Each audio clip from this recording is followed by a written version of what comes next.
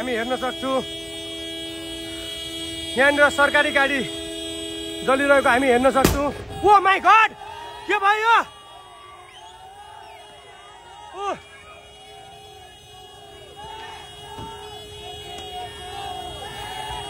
यहाँबाट नारा लगाइरहेका छन्, त्यो हामी देख्न सक्छौँ। ओ माई गॉड, अटोमेटिक हर्न बजिरहेको छ यसको। ड्राइभर त छैन, कतै निकालो। हुन त ध्वस्त भइसक्यो होला। एकदम उग्र रूप लिएको छ आजको आन्दोलनले।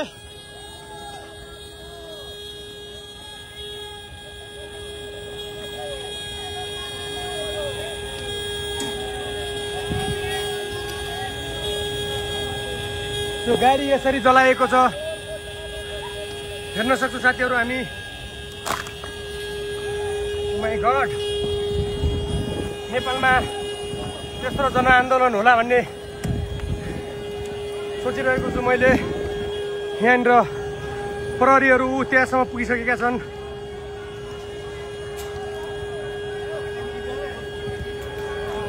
यो पड्किन सक्छ है, नजिक नजाऊ, नजिक नजाऊ। नजिक नजानु।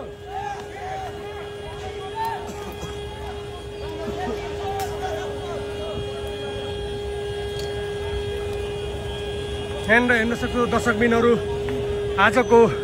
ओ माई गॉड, ए नजिक नजाऊ, नजिक नजाऊ।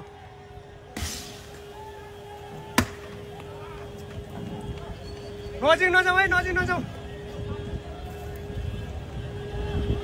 गाडी नै चलाइदिइसकेका छन्। गाडी चलायो, 2-3 जना मान्छेहरू मरिसकेको भन्ने पनि हामीले खबर सुनेका छु। एकजना त मरेको मैले आँखाले देखेको छु। यहाँ पनि छन्। एकदमै आन्दोलन चर्किरहेको छ दर्शकबिनहरू। नेपालमा त्यत्रो जनआन्दोलन हुने सम्भावना देखिरहेका छौँ। यहाँ मात्र होइन, तिनकुनेमा पनि यस्तै छ, महाद्वीप स्थानमा पनि यस्तै छ, हरेक ठाउँमा यस्तै छ। यहाँ गाग्री लडाइरहेका छन्, हामी देख्न सक्छौँ।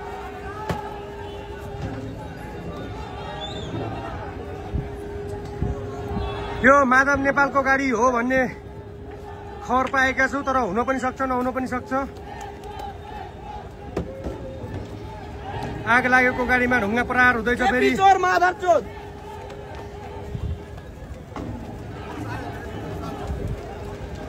कुन बस आयो फेरि? अनि तलबाट त आउँछ।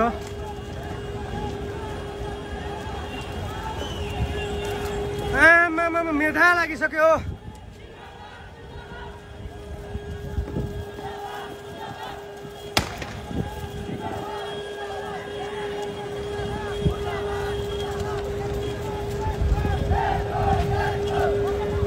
अहिलेसम्म हर्न रोकिएको छैन।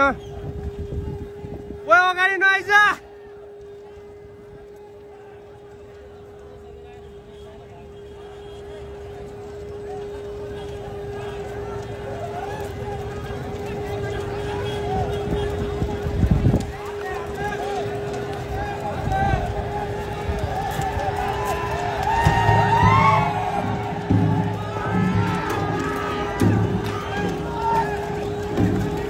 यो गाग्री ओह्रालोतिर लागिसकेको छ।